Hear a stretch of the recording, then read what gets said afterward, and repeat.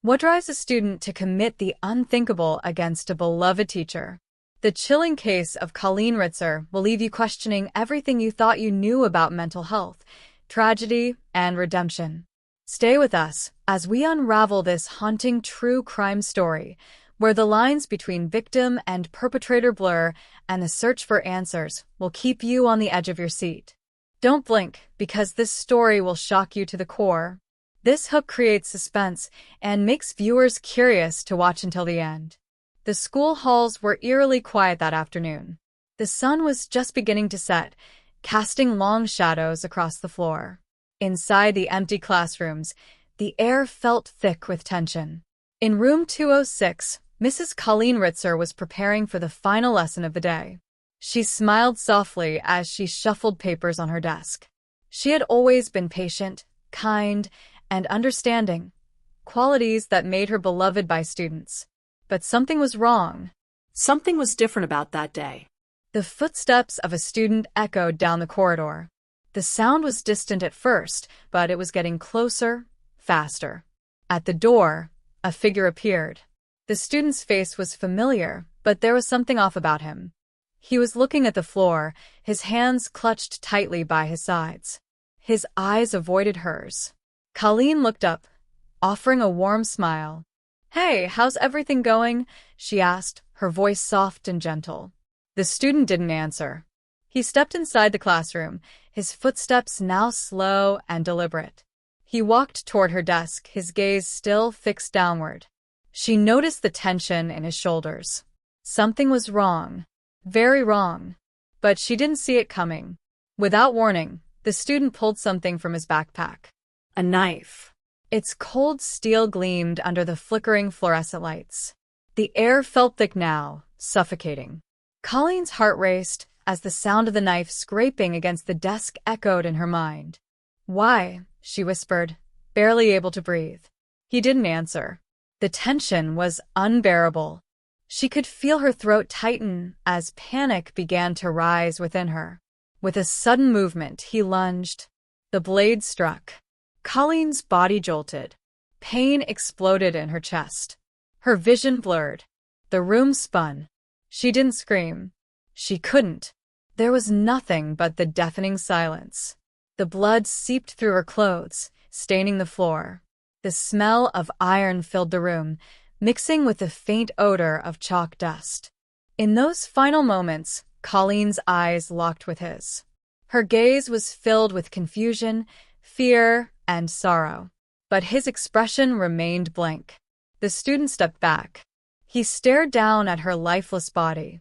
The knife in his hand glistened. What had just happened? How had everything gone so terribly wrong? The sound of distant footsteps came once more. The footsteps grew louder. Someone was coming, but the student didn't move. He stood there, frozen in place. The door creaked open. A teacher from the next room poked her head inside. She saw the scene. Her face drained of color. She gasped. "Colleen!" she screamed. Her voice echoed through the empty hallways.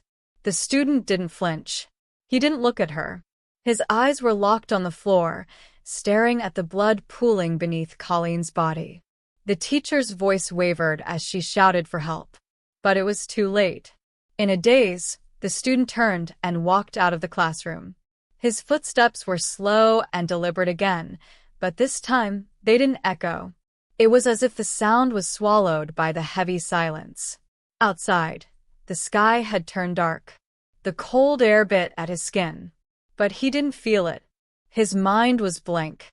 As he walked down the hallway, his fingers curled around the knife. He was numb. A part of him knew what he had done. But another part felt detached, as if it wasn't real. The school was still. It was quiet.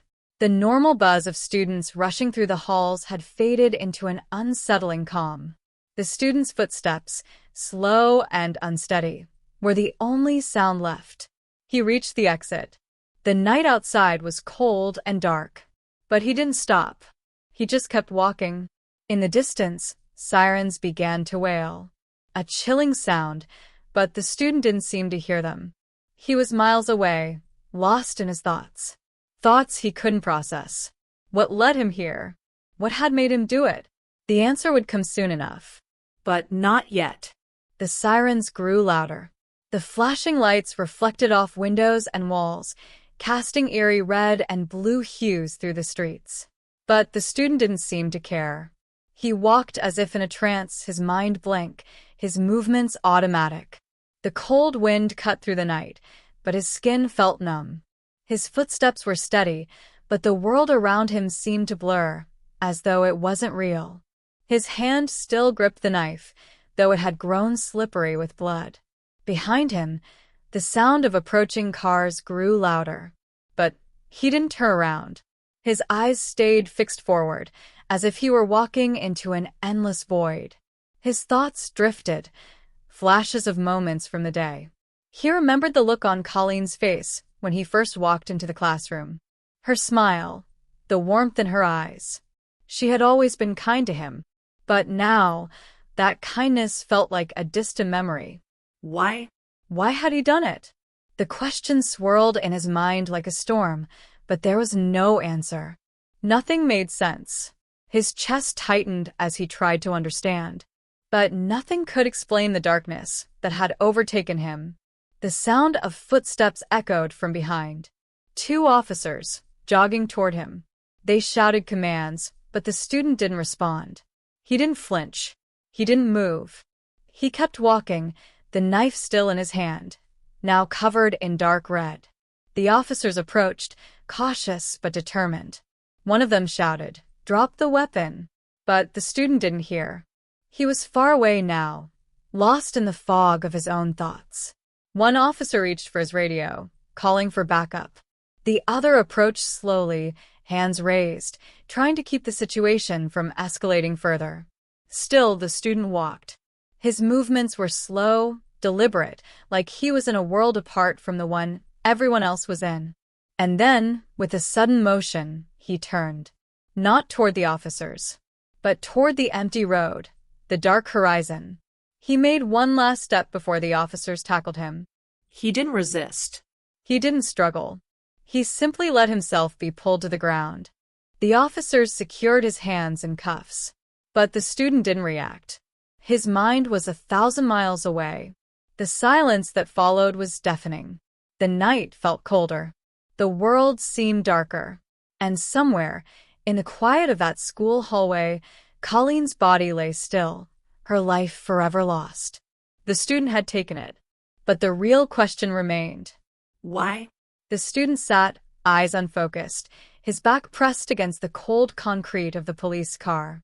His hands, bound tightly with cuffs, rested in his lap. The officers flanked him, but he said nothing. No words, no expression, just an emptiness that seemed to swallow everything. The streetlights flickered overhead, casting shadows that stretched and twisted across the pavement. The night felt endless, stretching out before them like a dark abyss. In the distance, the wail of sirens faded as another wave of officers arrived at the scene. The quiet was suffocating. His thoughts still felt disconnected, lost in a haze he couldn't break free from. A detective approached, his face tight with determination, yet tinged with sympathy. "Why did you do it?" he asked, his voice low but urgent. The question hung in the air like a weight. The student didn't answer. His eyes remained locked on the ground, his fingers twitching, but nothing else moved. He didn't even look at the detective. The detective knelt before him, trying to make eye contact. But the student's gaze stayed fixed, as though he were looking at something far beyond this moment, beyond the scene that surrounded him. I didn't want to hurt her," he muttered finally, his voice barely a whisper. His words hung in the air, thick and strained. The detective leaned in closer, listening intently. "What happened? Why Colleen?" The student's eyes flickered, but he didn't speak. There was a long pause, the kind that felt like it lasted forever. And then, finally, he said, She was the only one who listened." The words were soft, almost inaudible, as if they didn't belong to him, as if the weight of them were too much to carry. The detective frowned, trying to understand. "Who listened?" What are you talking about? But the student's gaze dropped again.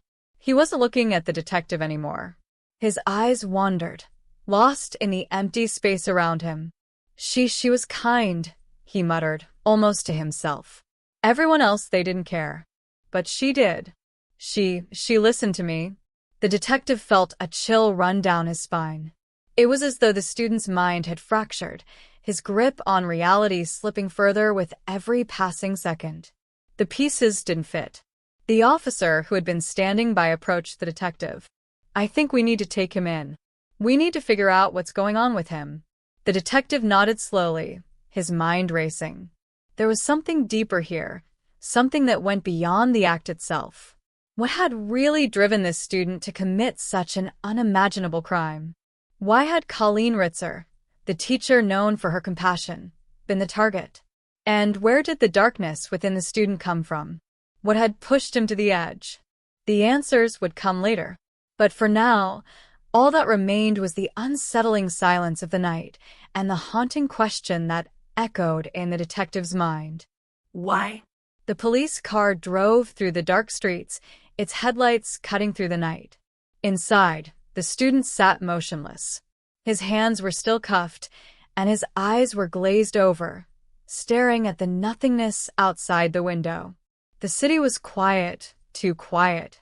The usual hum of activity, the laughter, the rush of people, it all seemed far away.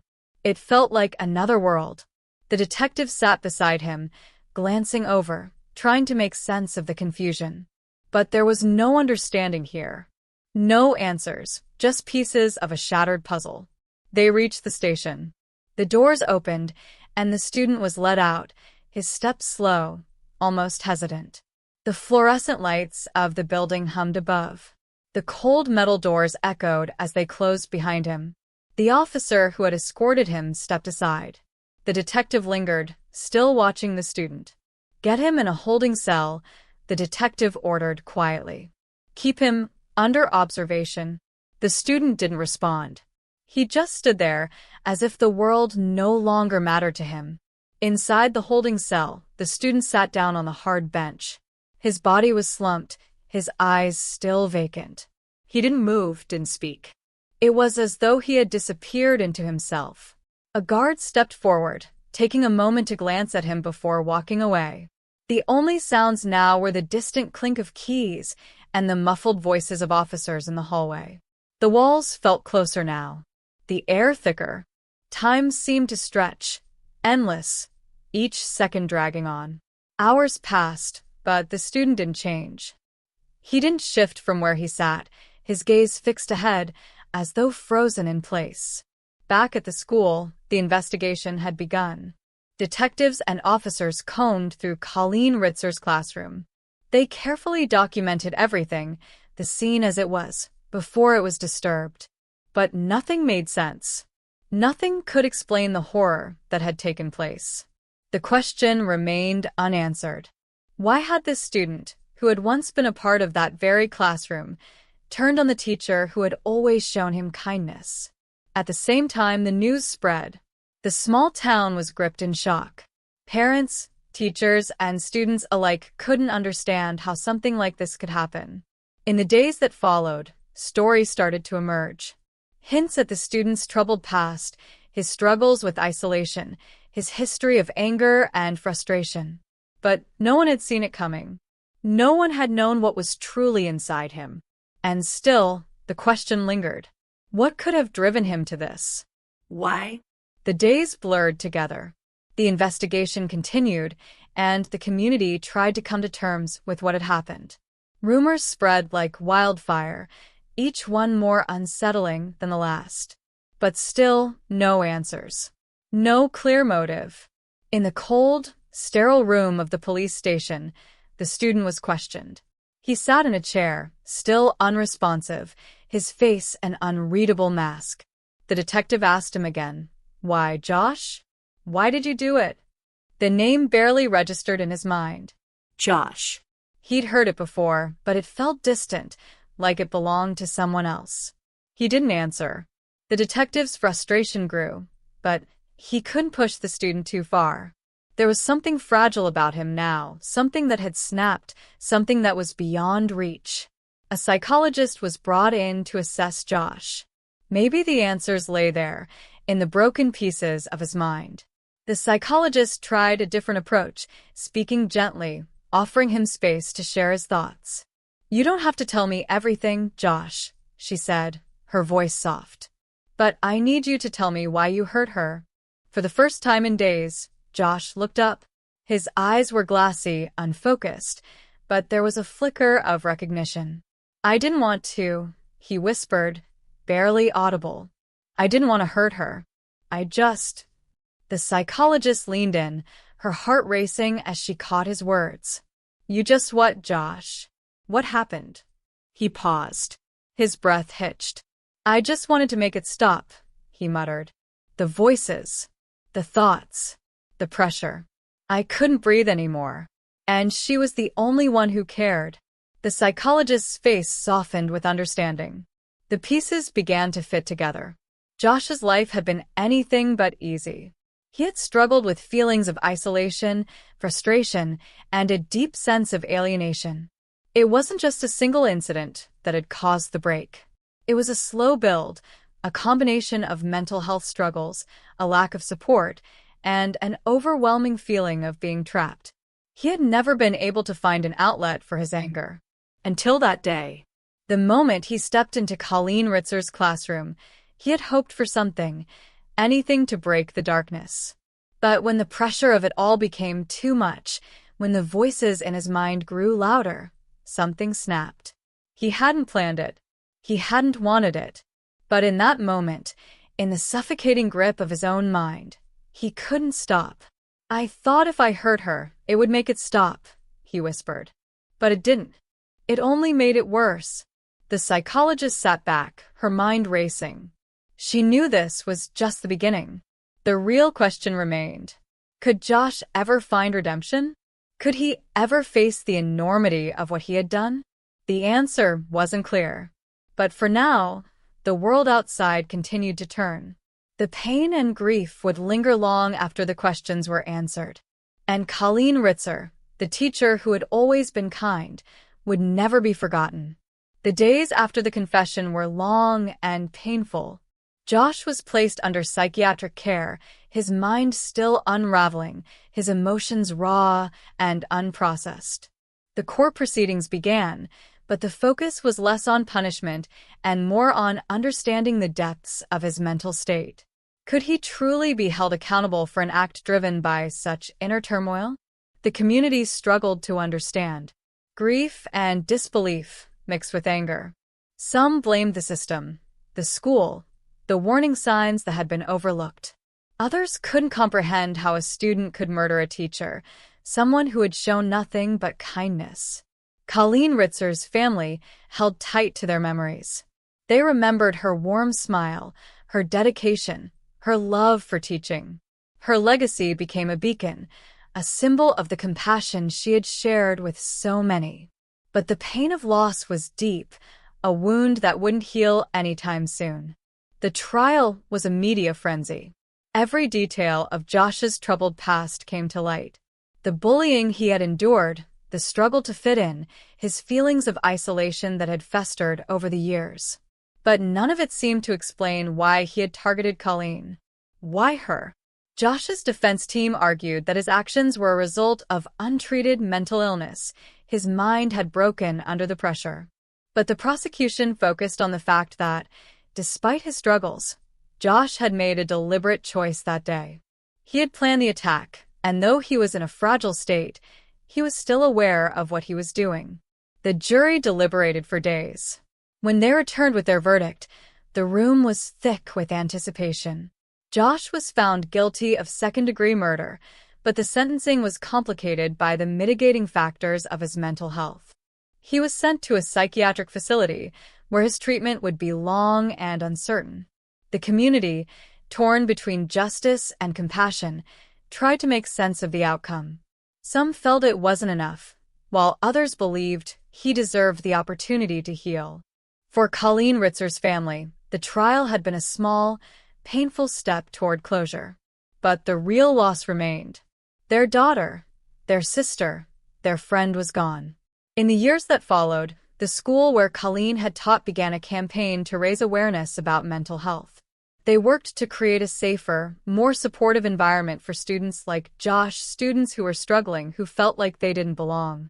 They called it the Colleen Ritzer Foundation, a place where compassion was not just taught, but practiced. Josh's story became a tragic reminder of the importance of seeing the signs, of listening to those who were hurting before it was too late. But it was also a story about the darkness within people, a darkness that could not always be understood, but should never be ignored. As the years passed, the town began to heal, though the scars remained. Colleen Ritzer's memory lingered in the hearts of everyone who had known her. Her kindness had been a light in a world that sometimes felt unbearably heavy. And though the question of why never truly had a clear answer, the story of her life, her death, and the boy who had taken it would live on. A lesson that sometimes the brightest lights are extinguished too soon, but their glow never truly fades. As time passed, the shadows of that day slowly began to lift, though they never fully disappeared. The town, forever marked by the tragedy, began to rebuild in small ways. New programs were implemented in schools, offering better support for students who were struggling emotionally.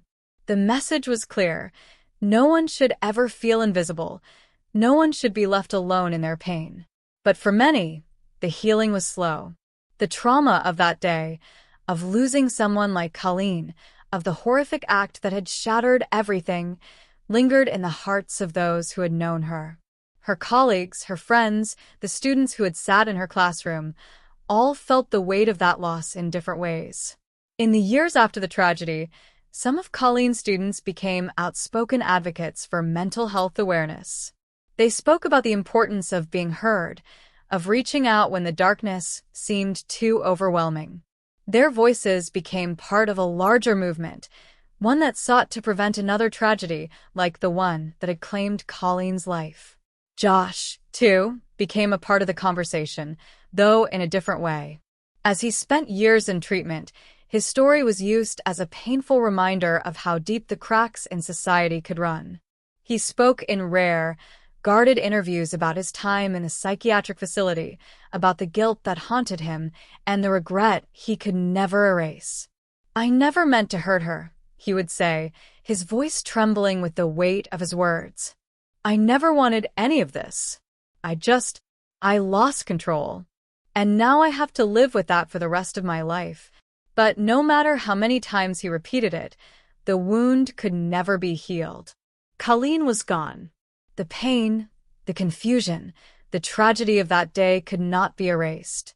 Still, there was something hauntingly human in Josh's journey, his path through therapy, through reflection, and his search for some kind of redemption. Many argued that he should never be forgiven, that no amount of regret could undo what he had done. But there were others who saw him as a broken individual, lost in a system that had failed him long before that moment in room 206. In the end, the town could only move forward with the lessons learned from that day. The tragedy of Colleen Ritzer's death would always be a part of its history, but so would the efforts to ensure that no other teacher, no other student, would ever have to face the same horror again. Colleen's legacy, though forever marked by loss, lived on in the changes that followed. Her kindness, her dedication to her students, and her unwavering belief in the power of listening became the heart of the movement that bore her name. And while the community would never forget the pain, they also held tight to the lessons of empathy, compassion, and the need for understanding. And in a small, quiet corner of the world, her story continued to be told. A story of light and darkness, of a teacher's love and a student's brokenness. A story that would never be fully understood, but would always be remembered. Years passed, but the town never truly moved on. The memory of Colleen Ritzer remained in the air, like a constant, silent presence. Her name was spoken with reverence, but also with sorrow. It became a part of the collective grief, the shared story that was too painful to forget, yet too important to ignore. The Colleen Ritzer Foundation flourished, expanding into schools across the state. Programs on mental health, empathy, and the importance of early intervention became part of the curriculum. Teachers were trained to recognize the signs of students in distress, and students were encouraged to reach out, to ask for help when they needed it. It was a shift, a cultural change, however small, that was rooted in the hope that something like this would never happen again. Josh's story, too, evolved. He remained in the psychiatric facility, his days filled with therapy and quiet introspection. He had become a symbol, not of redemption, but of a cautionary tale, a reminder of how fragile the human mind could be when left untreated, when the pain and anger were left to fester. His case was discussed in classrooms, in therapy sessions, as a grim reminder of the consequences of ignoring mental health struggles. But over time, he began to fade from the public eye. The world moved on, as it always did. Colleen's memory, though still vivid in the hearts of those who had known her, became part of the town's past, a story shared with new generations, a chapter in a larger book. It was a tragedy that would never be fully healed, but could perhaps be better understood. In the quiet corners of the community, there were those who continued to carry the weight of that day with them. The teacher who had discovered Colleen's body, forever marked by that moment, never quite felt the same. The students who had been in the class that day, some of them now adults, still struggled with the trauma, trying to make sense of the horror they had witnessed. They remembered the shock, the disbelief, the moments that stretched into eternity. The grief was never gone, but it softened with time. It settled into something different, an aching remembrance, a quiet longing for the life that could have been. And though the town continued to heal, it never forgot what had happened. It couldn't. The cost of that day, the price of Colleen's life, was too high to be forgotten. As for Josh, he lived the rest of his life under the weight of that memory. In the small, quiet moments of his existence, he carried the faces of those he had hurt, the faces of Colleen, her family, her students, and with them, the knowledge that he could never undo what had been done. And so, the story of Colleen Ritzer, a woman whose life had been defined by kindness and love, and the student who had taken it away, became a testament to the complexity of the human mind. It was a story of brokenness and healing, of loss and the slow, uncertain process of understanding. And in the end, the question that haunted everyone, the one that could never be fully answered, remained. Why? The question, why, lingered in the air, heavy and unresolved. It was a question that seemed to echo through every corner of the town, through every conversation, every prayer, every memory. Why had Josh done it? Why had Colleen been the one to suffer? And why, after all the pain, did the answers seem so out of reach? The truth was, some questions don't have clear answers. Some stories don't wrap up neatly. Some wounds don't heal. Not fully, not ever. And so, the town lived with that uncomfortable knowledge, the recognition that some things simply can't be understood, no matter how much time passes. But as years stretched into decades, a quiet shift began to take place. The students who had once sat in Colleen's classroom grew older. They became parents, teachers, doctors, and leaders in the community.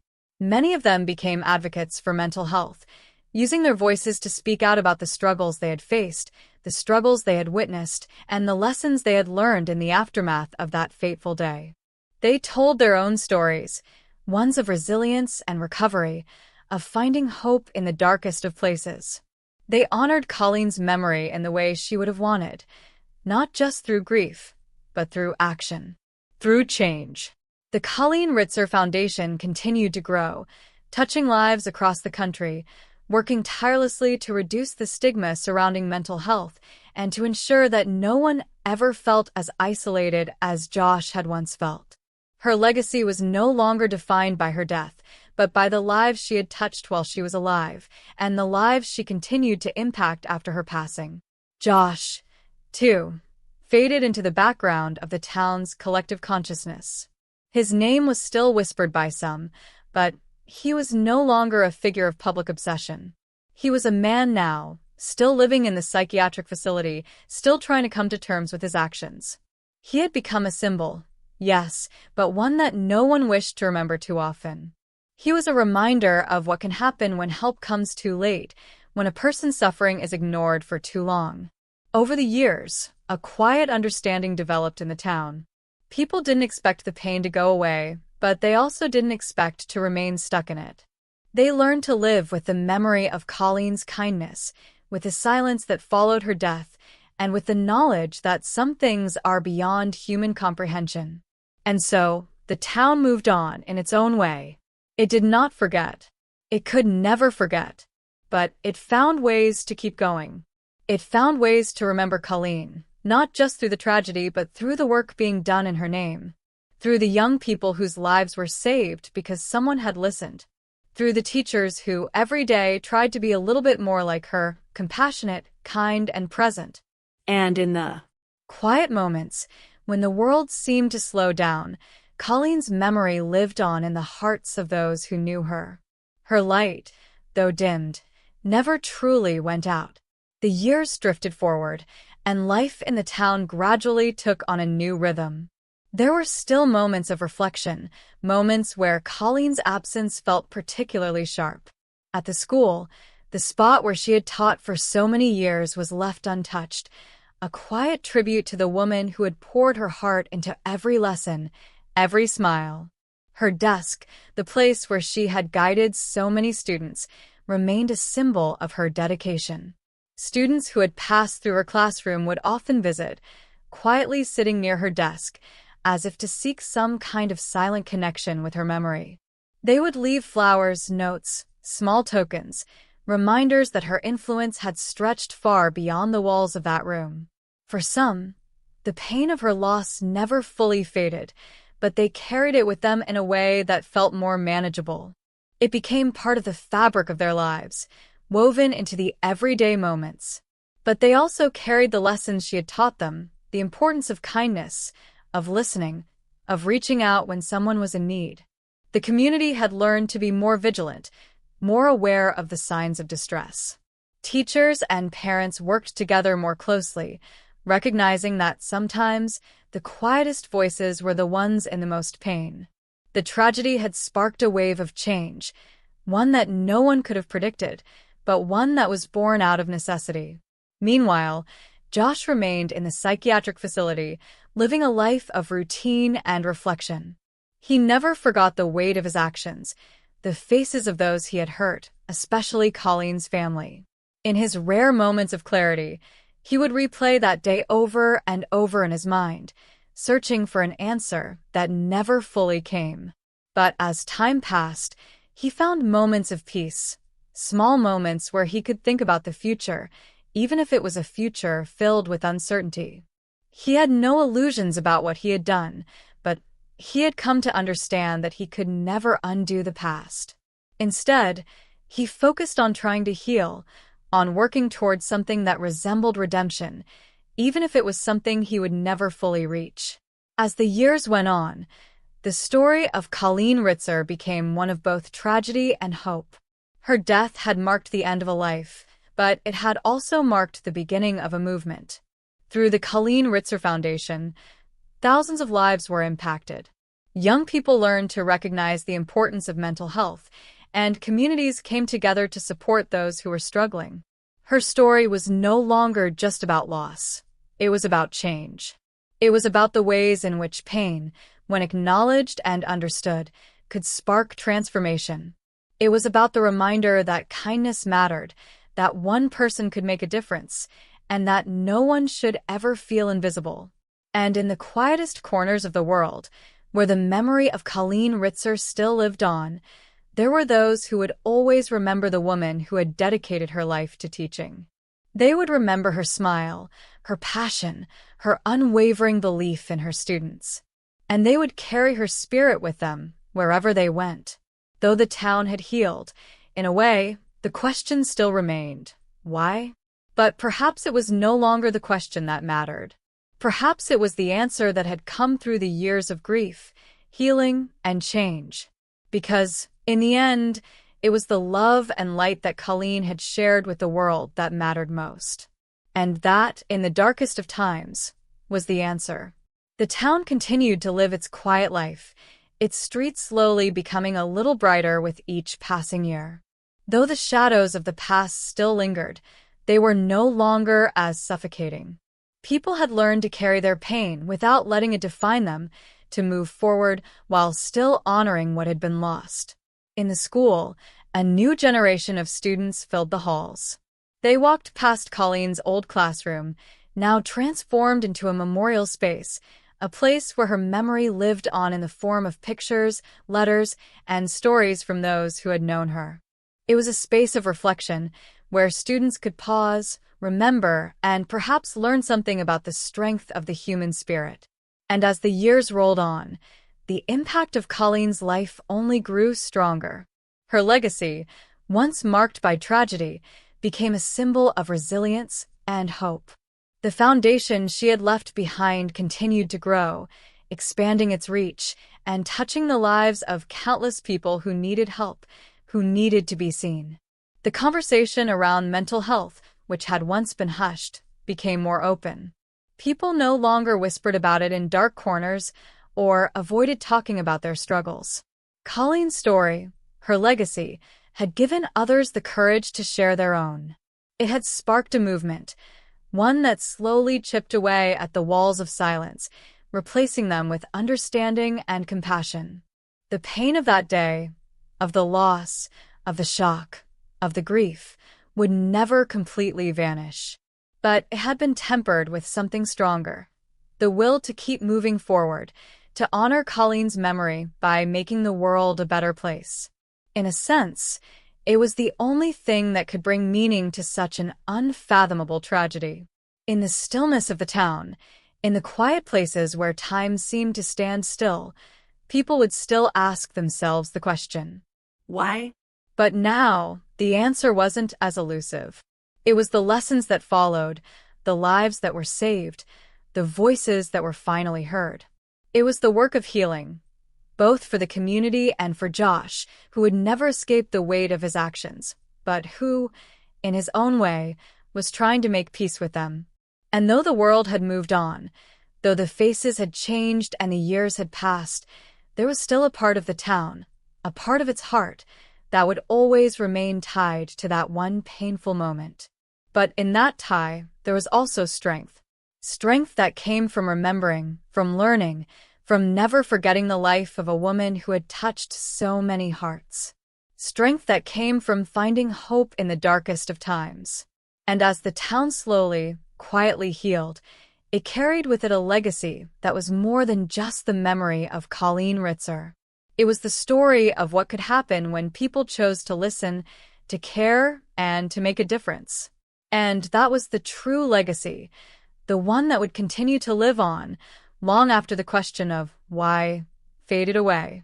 The town's transformation was gradual but undeniable. It had become a place where conversations about mental health, once whispered or avoided, were now spoken openly. It had become a place where students were no longer left to suffer in silence, where teachers understood that their role was not just to educate, but to see their students fully, both their strengths and their struggles. At the heart of it all, Colleen Ritzer's memory continued to inspire change. Her death, the tragedy that had once seemed like a senseless horror, had led to something more profound, a movement that changed the lives of countless people. Her name was no longer tied only to grief and loss, but also to growth and progress. She had become more than just a victim. She had become a catalyst. Every year, on the anniversary of her death, the town gathered for a memorial. It wasn't a somber event, but a celebration of her life and everything she had stood for.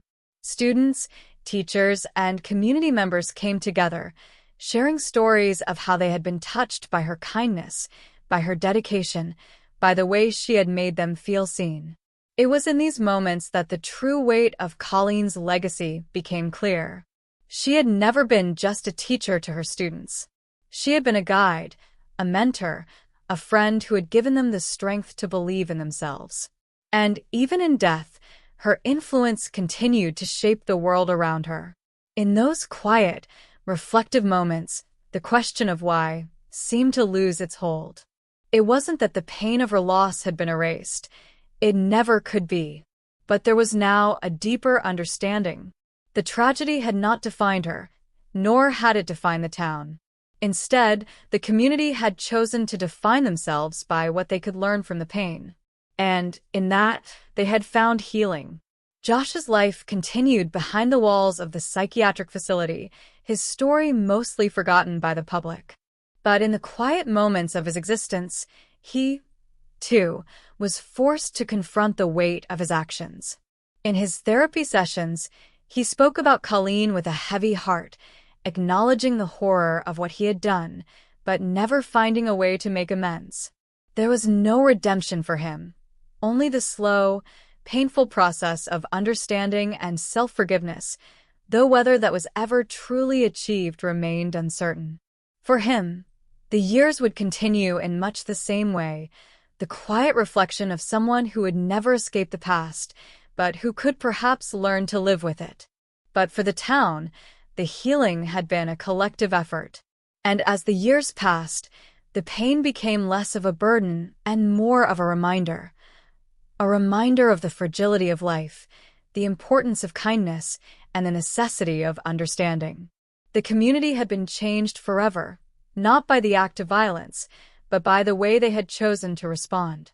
They had chosen to come together, to listen, to care, to never forget, and in doing so, they had created something beautiful from the ashes of tragedy. And in that transformation, Colleen Ritzer had truly lived on. Her spirit was embedded in every act of kindness, in every effort to ensure that no one ever felt alone in their struggle. Her memory continued to shine brightly in a world that had once seemed so dark and uncertain. And it was through that light that the town had found its way forward. As the years unfolded, the town slowly adjusted to the new rhythm of life, one that was both marked by loss and defined by resilience. The question of why, the one that had haunted the community, the one that had never quite found an answer, had begun to fade into the background. Not because it was forgotten, but because the town had discovered a deeper truth. Some questions would never have easy answers. Some stories would never fully make sense, and some tragedies would remain incomprehensible. But what truly mattered was how they responded to it, how they chose to live in the aftermath. The Colleen Ritzer Foundation continued its work, a testament to the lasting impact she had on so many lives. Through it, mental health awareness spread far beyond the town, reaching communities across the country. Teachers were trained, students were supported, and conversations once shrouded in silence were now had openly, without shame. Colleen's legacy was one of hope, a light that had flickered in the darkness and then grown brighter as others carried her message forward. At the school, a new plaque was unveiled in Colleen's memory, one that read, simply, in honor of a teacher who listened, who cared, who made a difference. It was a small tribute, but for those who had known her, it meant everything. For those who hadn't, it was a reminder of what could happen when one person took the time to truly see another. And it wasn't just a reminder of the tragedy, but of the love that had been shared, the lives that had been touched, and the lessons learned from the pain. Josh's life had taken a quiet, isolated turn. He remained in the psychiatric facility, his existence a far cry from the chaos of that day. He spent his time reflecting, trying to make sense of his actions, but the truth was, he would never be able to erase what he had done. There would never be a full sense of redemption for him, no matter how hard he tried. But his story, too, had become a part of the town's larger narrative, a reminder that healing takes time, and that sometimes the road to redemption is one that stretches far into the distance. Though the memory of Colleen Ritzer would never fade, the town had learned to live with it, to honor it by making the world a little better. They would always carry the weight of what had happened, but in carrying it, they found strength. In the face of overwhelming loss, they had chosen to heal. And in doing so, they had created something that would last, a legacy of love, kindness, and the power of truly listening. As the years passed, the town settled into a rhythm that felt both familiar and new. The grief that had once felt so suffocating had transformed into a quiet, resolute remembrance. Colleen Ritzer's life, her warmth, her kindness, her unwavering dedication, continued to shine through, not as a shadow of the past, but as a beacon for the future.